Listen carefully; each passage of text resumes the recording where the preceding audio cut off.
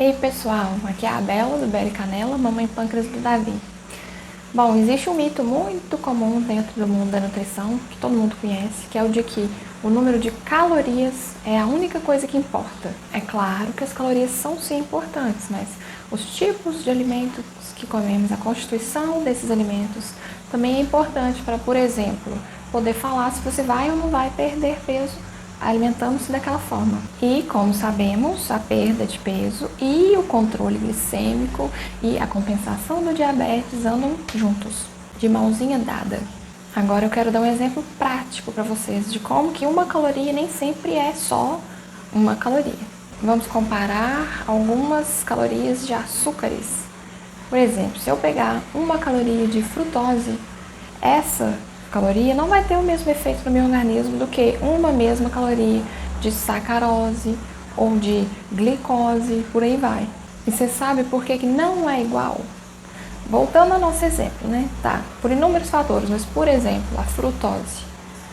Uma caloria de frutose não vai ser igual porque esse tipo de açúcar é o mais suscetível dos três que eu citei a estimular a fome, ao ganho de peso na região abdominal, a gerar resistência à insulina, ou seja, uma caloria de frutose não é igual às outras duas, porque ela vai gerar mais danos do que as outras. Vai gerar mais danos do que a mesma quantidade, uma caloria também desses outros açúcares. Para início de conversa, vamos esclarecer uma coisa. A frutose não é o açúcar das frutas, como todo mundo fala. Isso é outro mito. As frutas contêm realmente frutose, mas esse não é o único açúcar que elas contêm. Inclusive, elas têm quantidades muito maiores de outros açúcares, como a própria glicose e a própria sacarose. A frutose é o açúcar mais doce que existe e ela é obtida a partir da quebra da sacarose, que é nada mais e nada menos do que glicose mais frutose. Todo mundo acha que é glicose que é o açúcar mais doce, né, gente? Mas se enganam. Por exemplo, 100 gramas de frutose adoçam o mesmo tanto que 173 gramas de sacarose. Ou seja, você precisa de uma quantidade maior de sacarose para conseguir adoçar o mesmo tanto que a frutose adoça. Por isso, a frutose deveria ser menos utilizada nas formulações dos alimentos industriais.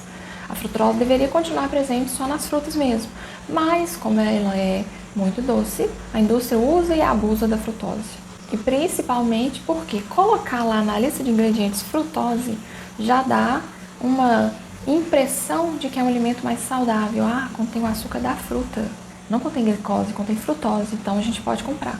A forma que a frutose é mais usada na indústria é como um ingrediente muito comum nos rótulos, que é o xarope de milho, que é nada mais nada menos uma combinação de frutose com glicose. Essa combinação ela favorece o aumento da absorção da frutose pelo intestino, mais do que se fosse consumido, por exemplo, sacarose, que contém dentro dela a frutose mais glicose. Ela no xarope, dentro dessa combinação, ela é bem mais fácil, de uma maneira mais fácil de ser absorvida.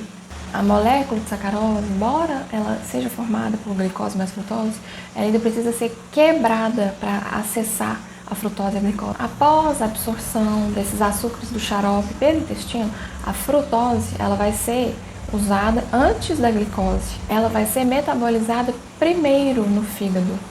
Ou seja, a alta concentração de frutose está diretamente relacionada com a resistência à insulina e ao aumento da incidência da síndrome metabólica e das suas principais consequências. Doenças cardiovasculares, diabetes, obesidade.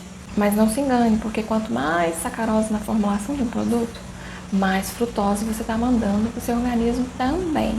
O Guia Alimentar Brasileiro, formulado pelo Ministério da Saúde, ele recomenda que seja feito o consumo de açúcar da cana-de-açúcar apenas em pequenas porções, para poder preparar, cozinhar alimentos, temperar, e apenas para quem não tem diabetes. Portanto, no mundo ideal, você deve consumir a frutose e a sacarose apenas por meio das frutas, e não nos industrializados. Por meio também de alguns vegetais in natura, pois esses alimentos eles apresentam uma menor concentração de açúcares livres. Além disso, esses alimentos também são ricos em fibras, e a gente sabe que as fibras são essenciais, porque elas lentificam o processo de absorção do carboidrato. Então, a absorção pode ocorrer de maneira mais lenta, sem desequilibrar o metabolismo, sem descontrolar a glicemia e nem prejudicar o diabetes. Então, gente, substituir a sacarose da cana por monossacarídeos das frutas presentes em formulações de alimentos industrializados não seria o mesmo que trocar 6 por meia dúzia.